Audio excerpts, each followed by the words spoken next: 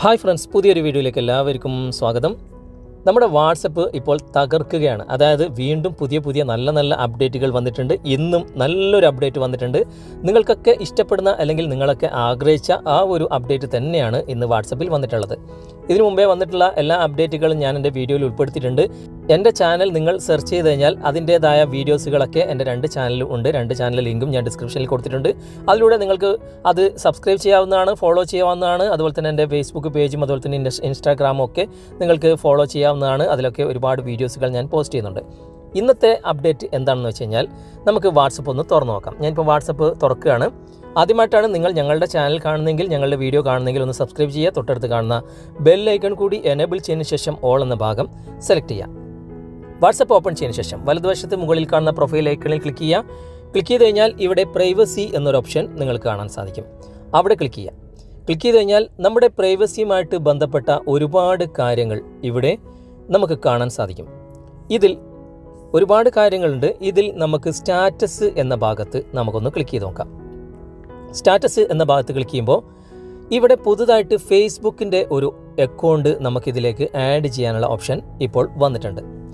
എന്താണ് ഇതുകൊണ്ട് ഉദ്ദേശിക്കുന്നത് എന്ന് വെച്ചാൽ, നമുക്ക് സാധാരണ നമ്മൾ വാട്സപ്പിൽ ഒരു സ്റ്റാറ്റസ് ഇടുമ്പോൾ ഓട്ടോമാറ്റിക്കായിട്ട് നമ്മളിവിടെ ലോഗിൻ ചെയ്തിട്ടുണ്ടെങ്കിൽ, അതായത് ഫേസ്ബുക്ക് ലോഗിൻ ചെയ്തിട്ടുണ്ടെങ്കിൽ ഓട്ടോമാറ്റിക്കായിട്ട് ഫേസ്ബുക്കിൻ്റെ സ്റ്റോറി ആയിട്ട് ഇത് അല്ലെങ്കിൽ ഫേസ്ബുക്കിൻ്റെ റീൽസ് ആയിട്ട് ഇത് മാറുകയും ചെയ്യും.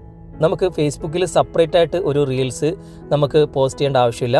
വാട്സപ്പിലെ സ്റ്റാറ്റസ് തന്നെ ഓട്ടോമാറ്റിക്കായിട്ട് ഫേസ്ബുക്കിൻ്റെ റീൽസ് ആയിട്ട് നമുക്കത് പോസ്റ്റ് ആയിക്കോളും.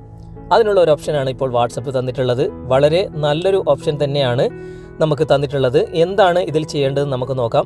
നമുക്കിത് ഇവിടെ ഫേസ്ബുക്കിൻ്റെ ഈ ഭാഗത്ത് ക്ലിക്ക് ചെയ്യാം. ക്ലിക്ക് ചെയ്ത് കഴിഞ്ഞാൽ ഇതുപോലെ ഒരു ഓപ്ഷൻ നിങ്ങൾക്ക് വരും. ഇവിടെ ഗെറ്റ് സ്റ്റാർട്ടഡ് എന്ന ഭാഗത്ത് നിങ്ങൾ ക്ലിക്ക് ചെയ്യാം.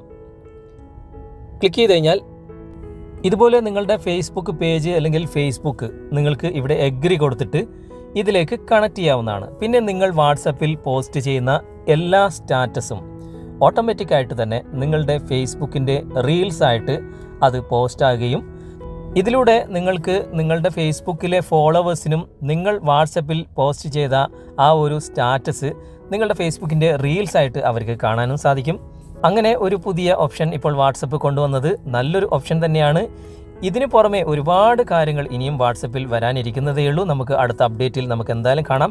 ഈ ഒരു അപ്ഡേറ്റ്, ഈ ഒരു ഓപ്ഷൻ നിങ്ങളുടെ മൊബൈലിലും നിങ്ങളുടെ വാട്സപ്പിലും വന്നിട്ടുണ്ടോ എന്ന് നോക്കുക. എന്നിട്ട് കമൻറ്റായി രേഖപ്പെടുത്തുക. വീഡിയോ നിങ്ങൾക്ക് ഇഷ്ടമായിട്ടുണ്ടെങ്കിൽ നിങ്ങളുടെ കൂട്ടുകാരിലേക്കും വീഡിയോ ഷെയർ ചെയ്തെത്തിക്കുക. അതുപോലെ തന്നെ വീഡിയോയെക്കുറിച്ചുള്ള അഭിപ്രായങ്ങൾ, നിർദ്ദേശങ്ങൾ നിങ്ങൾ കമൻറ്റായി രേഖപ്പെടുത്തുക. വീഡിയോ നിങ്ങൾക്ക് ഉപകാരമായി എന്ന് തോന്നുന്നുണ്ടെങ്കിൽ നിങ്ങളുടെ കൂട്ടുകാരിലേക്കും വീഡിയോ ഷെയർ ചെയ്തെത്തിക്കുക. അടുത്ത നല്ലൊരു വീഡിയോയുമായി അടുത്ത അവസരത്തിൽ നമുക്ക് വീണ്ടും കണ്ടുമുട്ടാം. Thanks for watching. Bye bye.